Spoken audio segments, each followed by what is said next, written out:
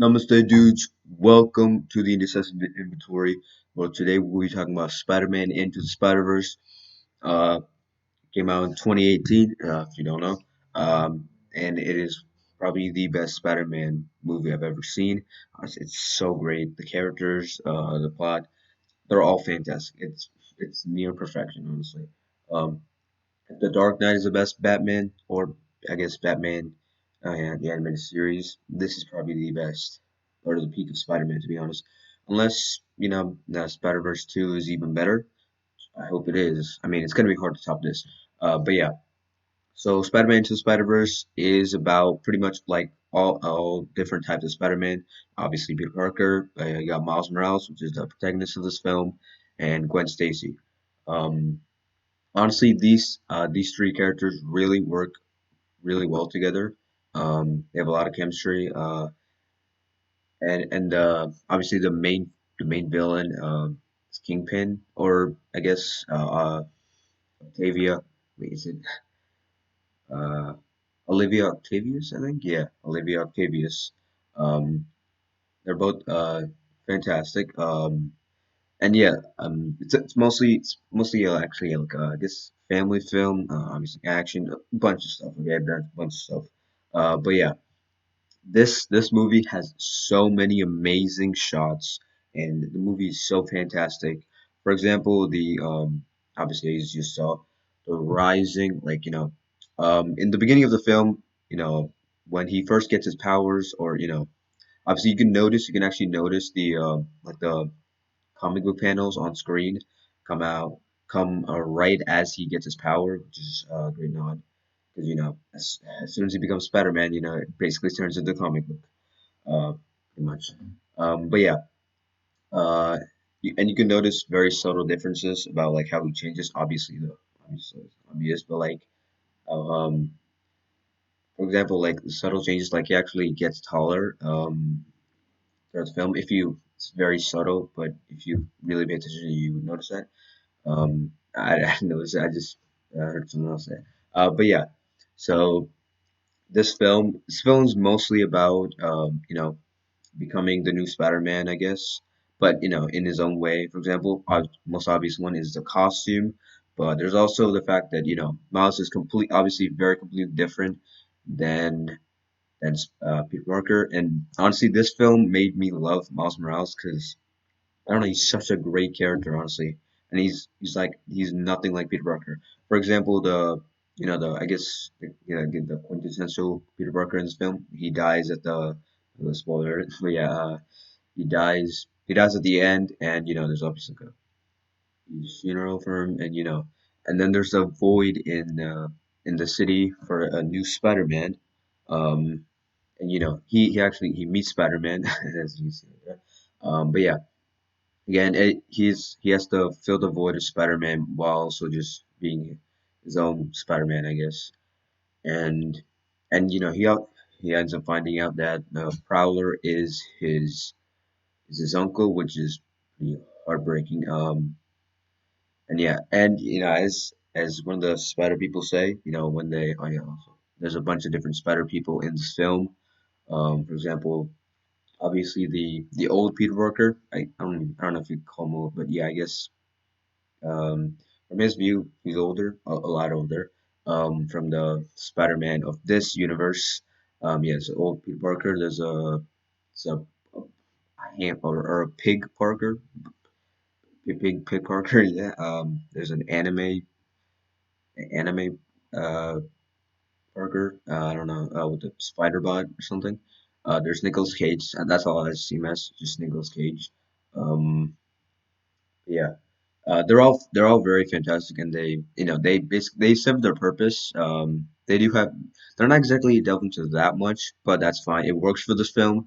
This is mainly about the old Peter Parker and Miles Morales, stepping up to becoming the new Spider-Man. And yeah, and it's really nice to see you know an like an older Peter Parker, showing newer Miles Morales how to be Spider-Man basically. And also there's Gwen Stacy.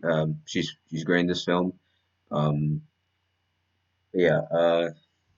they all come here from the portal portal thingamajig. I don't know, uh, science stuff that Kingpin built, and yeah, they all show up. It's like completely different dimensions, and it actually introduces us to like Spider-Man and the multiverse.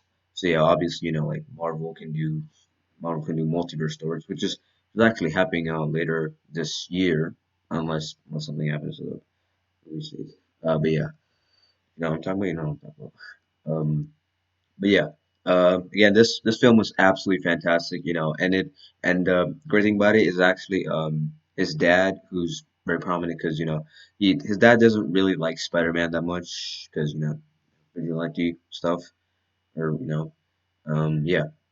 But yeah, he starts to like him, and he actually, his dad is actually the one that helps Miles defeat Kingpin in the end, or not his dad, but his uncle, yeah, or his family, I guess, his family actually helps him out, which is nice and all, with that that shoulder touch. But yeah, it's pretty great to see, honestly. And also this scene right here, honestly, I thought I was just, I mean, if I wasn't convinced enough before, like when I started this film, if I wasn't convinced by that, this convinced me that this was the best. I mean, it had already convinced me, but if it didn't convince you enough, that scene should have convinced you right there that film is absolutely fantastic. And yeah, it's like what a comic, it's like what a comic would be, if you're reading in real life, or you know what I mean. But yeah, fantastic movie. I would have to give it either. Oh, I mean, it's hard. Again, there's very little wrong with this film. I'd probably give it a 9.5 or 95%. Again, very little wrong. It's pretty close to perfection. I mean, if you want a Spider-Man movie, watch this. If you somehow don't know anything about Spider-Man, watch this. It is fantastic. Although you might not get a lot of the jokes, but it's still 100% enjoyable. But yeah, I mean, it's kind of like Avengers Endgame in a way, like watching all the Marvel movies and you get Endgame, it's fan service, and then watching all the Spider-Man movies and you watch this, it's a lot of fan service, but it's not just fan service, it's way more. A really well written story and great animation, great visuals, great characters, great everything. Um, and and I guess the moral of the story is pretty much, just yeah, you don't have to try to, I don't know, because I guess he was trying to, be Peter Parker, or yeah, live up to the expectations of being Peter Parker or being Peter Parker.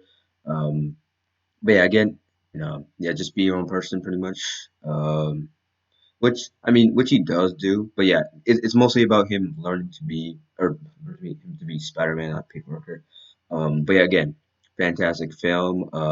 Like the comic book panels that show up, his words coming up on screen, fantastic, and it shows like a lot of cliches in Spider-Man, which is pretty funny. And like I guess like the different types of Spider-Man, and there have been theories that some of the like the old Peter Parker could be like the OG Tobey Maguire Spider-Man. People said that. I mean that's just what I heard. I don't know.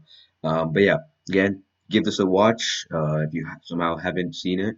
It also has amazing music like What's Up Danger plays like right here. Leave. Yeah. Again, fantastic film. It will blow your all your expectations away. And yeah, um, not much else to say. But I am very excited for the next movie, Spider-Verse 2. Sounds pretty awesome. And also the end or the post-credit scene with Spider-Man 2099, and also the reference to Spider-Man 1967 in the post-credit scene. I thought that was that was pretty funny. Um, but yeah, honestly, it would be great if they cross over with the like all the original, like 1967, 1992, I believe, like the that yeah that one, and oh yeah, and Spectacular Spider-Man. Those are like the three that I remember: 67, 92, or 94, I don't know, and the 2000s one, Spectacular one. But yeah, guys, that's gonna be it for this review. Thank you for watching. Again, 95%, 9.5. There's very little wrong, like like it has like a few cliches that it's not like being ironic about. But that's a perfect fine. It is fantastic film. I'll give it a 95%. Hey guys, thank you so much for watching. I would appreciate if you subscribe, and yeah, peace out.